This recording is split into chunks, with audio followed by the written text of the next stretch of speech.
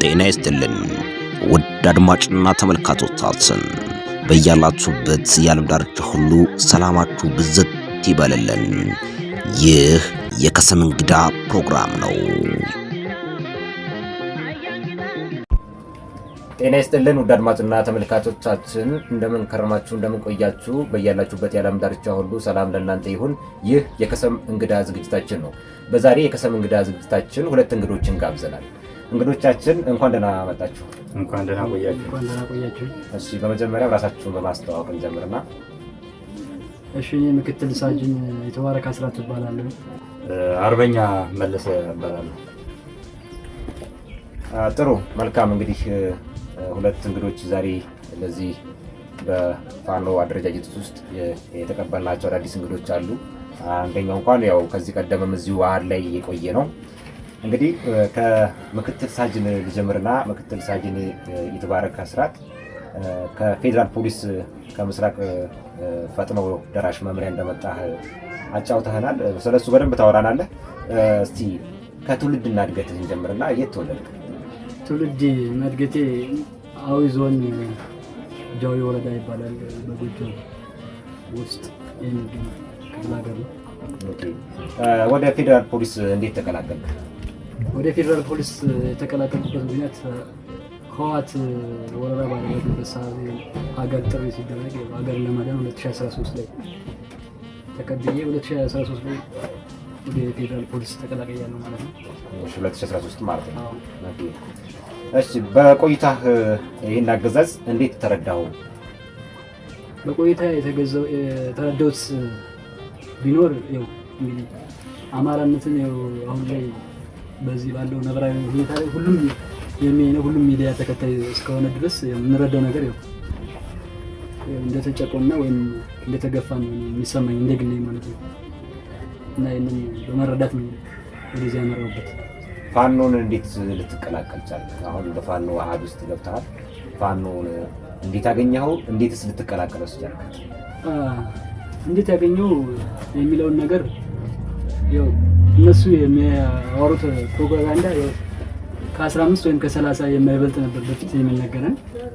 ግን አሁን ላይ ግን ተቀላቀየ መጥቼ ያየሁት ሁኔታዎች ያው ከእውነታ ከምድር የራቀ ነው። ለምሳሌ አሁን ያገኘሁት ሁኔታ እነ በልባል ክፍለ ጦር ላይ መጥቼ በአቅራቢያ ያለች መጥቼ የተቀላቀልኩት። እዚህ ጋር እንግዲህ ያየሁት ሁኔታ በፊት ከኋላ ቀር መሳሪያና ክላሽ ብቻ ነበር ይዛል የሚባለው ኢንፎርሜሽን ወይም መረጃ የነበረ። አሁን ላይ ግን እዚህ በአይኔ ያየሁት ስመለከት ከቡድን መሳሪያ እስከ ብሬን እስከ ዲሽቃ እንደዚሁ እስከ ሞርተር ድረስ በአይኔ የተመለከቱት ማለት ነው።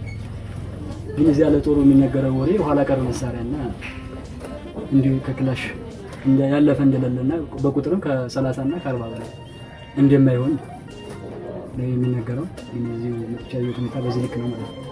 ፋኖ ስትቀላቀል ምን ይዘህ ነው የተቀላቀልኩት?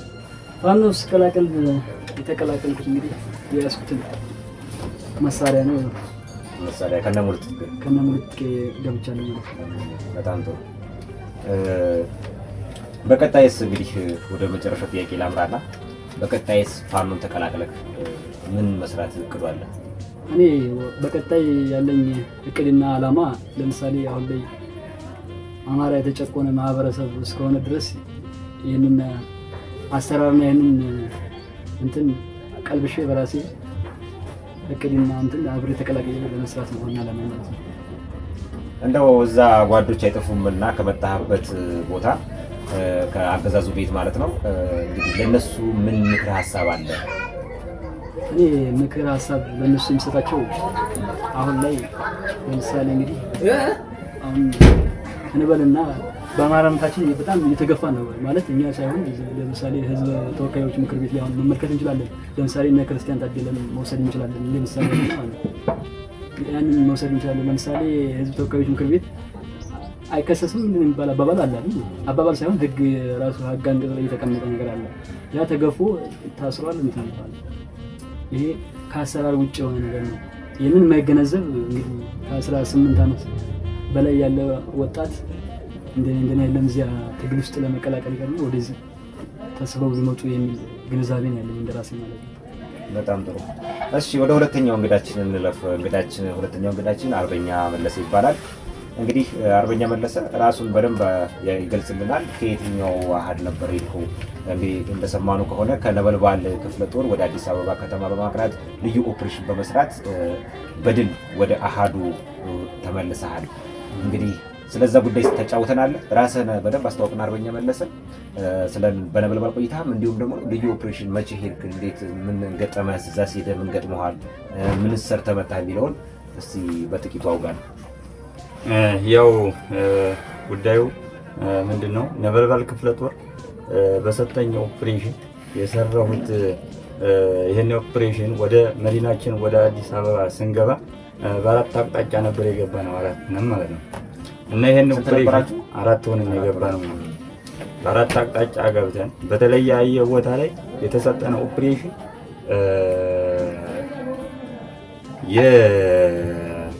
የስርዓቱን አስፈጻሚ ዋና ደህንነት አልፎ ከነኛም ሚኒስተሮችን ላይ ድረስ ጥቃት ለማድረግ ነበር እኛ የገባ ነው ማለት እና በወቅቱ ያደረግነው ጥቃት ወደ መዲናችን ከገባን በ15 ቀናት ጥናት በማድረግ ወደ ማጥቃቱ ከመግባታችን በፊት ለ15 ቀናት ያክል እዛው አዲስ አበባ ዙሪያ ውስጥ እየተንቀሳቀሰ ቆይተናል ማለት ነው። እናም ያው ሚኒስተሮች በአንዳንድ ቦታ ላይ ያው የተሰጠን ግዳጅ በሚኒስተሮች ላይ ቢሆንም የሰራነው ደግሞ ደህንነት ኃላፊ ዋና አዛዥ ባለው አይነት ላይ ነው ግዳጁን ፈጽመን ተመልሰን ወደዚህ የመጣ ነው ማለት ነው። እናም ይህ ግዳጅ ሲፈጸም የደህንነት ኃላፊው ባገኘሁት ቦታ ላይ ያው በራሳቸው አቅም ተጠቅመው መሳሪያውን አቀባብሎ ለማጥቃት ሞክሮ ነበረ። ያው በሰለጠነው ብቃት በመጀመሪያ ማድረግ ያለብን ምንድነው? መከላከል ነው። ተከላክሎ ወዴት መቀጠል? ወደ ማጥቃት ማለት ነው። እና የያዘውን ሽጉጥ በመከላከል ወደ ማጥቃት አዙረን በራሱ መሳሪያ አዙሬ መትቼ ተመልሼ ወደ አሃዱ ምንም ሳይነካኝ ተመልሼ ወደ አሃዱ ገብቻለሁ።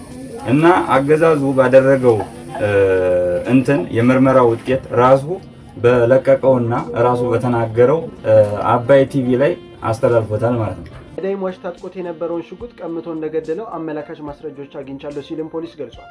በአዲስ አበባ በምሽት መዝናኛ ቤት በተነሳ ጸብ የሰው ሕይወት የጠፋም ሲሆን ግንቦት 30 ቀን 2018 በአቃቂ ክፍለ ከተማ ወረዳ 13 ቱሉ ዲምቱ አካባቢ በሚገኝ ሆልስቴ ሆቴል ውስጥ ሲዝናኑ በነበሩ ሰዎች መካከልም በተፈጠረ ጸብ አቡሽ ባየ የተባለ ግለሰብ በሽጉጥ ተመቶ ሕይወቱ እንዳለፈም ተገልጿል። በጸቡ ተሳትፎ የነበረ አንድ ግለሰብ ከገዳዮች ጋር አብሮ ሲዝናና የነበረን ሌላን ተጠርጣሪ እንዲሁም ደግሞ ለጸቡ መንስኤ እንደሆነች የተጠረጠረች አንዲት ሴት አስተናጋጅ ከተያዙት መካከል እንደሚገኙበትም ፖሊስ አስታውቋል። በግለሰቦቹ መካከል በተፈጠረ አለመግባባት በሰዎችና በንብረት ላይ ጉዳት መድረሱንና ገዳይ ሟች ታጥቆት የነበረውን ሽጉጥ ቀምቶ እንደገደለው አመላካች ማስረጃዎችን ማግኘቱን ፖሊስ ገልጾ ወደፊትም የምርመራ ውጤቱን ይፋ እንደሚያደርግ አመላክቷል። ከዚህ ድርጊት ጋር በተያያዘ በማህበራዊ ሚዲያ የከተማዋን አሁናዊ የጸጥታ ሁኔታ የማይገልጹ የተዛባ መረጃና ስጋት ለመፍጠር የሚደረጉ አሉባልታዎች እየተሰራጩ መሆኑን ፖሊስም የገለጸ ሲሆን ህብረተሰቡ እውነተኛውን መረጃ ከትክክለኛ ምንጭ ብቻ እንዲቀበልም አሳስቧል። እና ይሄም ግዳጅ ሲፈጸም ልዩ ቦታው አቃቂ አካባቢ ወረዳ 13 ቱሉ ዲምቱ በምትባል ቦታ ላይ ነው የተደረገው ማለት ነው ይህ ማጥቃት። እና ይህ ማጥቃት በተደረገበት አካባቢ ላይ ያልሆነ እሳቤ በመኖር አገዛዙ በጥርጣሬ መልኩ ያሰራቸው ብዙ ልጆች አሉ። ግን እነኛ አለምንም ምክንያት አለምንም በሚያውቁት ነገር ሳይሆን በማያውቁት ነገር ወደ 12 ልጆች አስሮ ዛሬ ይገኛል ማለት ነው። ግን እኛ አንድም አንችንም እንኳን ሳይነካን ተመልሰን አሃዷችን ተቀላቅለን ዛሬ እንገኛለን። እሺ እንደው እናንተ ለልዩ ኦፕሬሽን ሄዳችሁ አካላቶች የፋኖ አባላት ናችሁ። በአገዛዙ ላይ እዛው የመዲናችን የአዲስ አበባ ደህንነት ተብለው በአገዛዙ የተመደቡ ሰዎች አሉ። ምን ያህል ክትትል ያደርጋሉ? አቅማቸው እንዴት ነው? እናንተ እንዴት ተገነዘባችሁት? ይሄ አዎ አይ ጥሩ እንትን ነው። ያውን እንዲያው የሚገርመው ወታደር ተብሎ በመናቀው ልክኛ ሰልጥኖ በመጀመሪያ ራሱን ማዳን የሚችል ነው አገር የሚያድን እና የሰለጠነ ሳይሆን የታፈሰ ወታደር ነው በአሁኑ ሰዓት ደህንነት ተብሎ ደህንነት ማለት ለሀገር ዙሪያ ሉዓላዊነት አስከባሪ ግን ሉዓላዊነት ሳይሆን የአንድ ሰው ዙፋን ጠባቂ ነው እና እኒህ ተላላኪዎች ናቸው እንጂ ጠባቂ አይደሉም። እንኳን ሰውን ሊጠብቁ ራሳቸውን መጠበቅ አልቻሉ።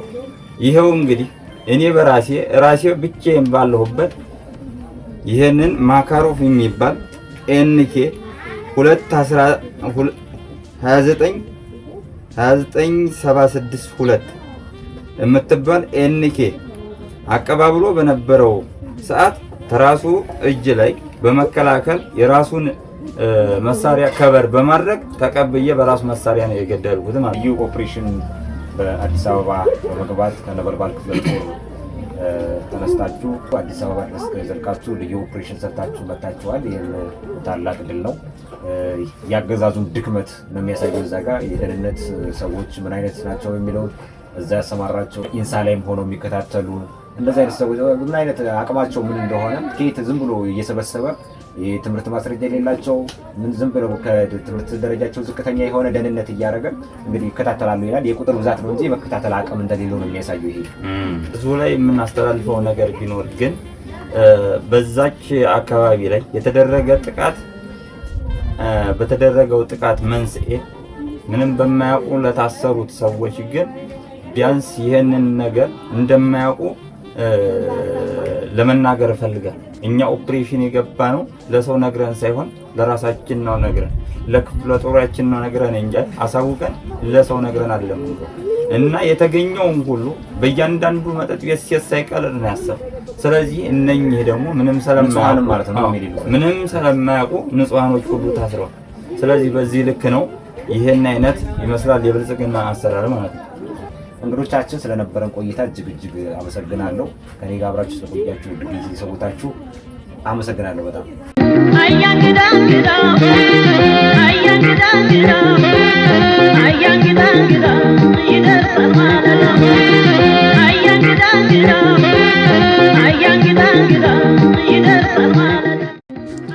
ጤና ይስጥልን ውድ አድማጭና ተመልካቾቻችን በያላችሁበት የዓለም ዳርቻ ሁሉ ሰላማችሁ ብዝት ይበልልን። ይህ የከሰም እንግዳ ፕሮግራም ነው።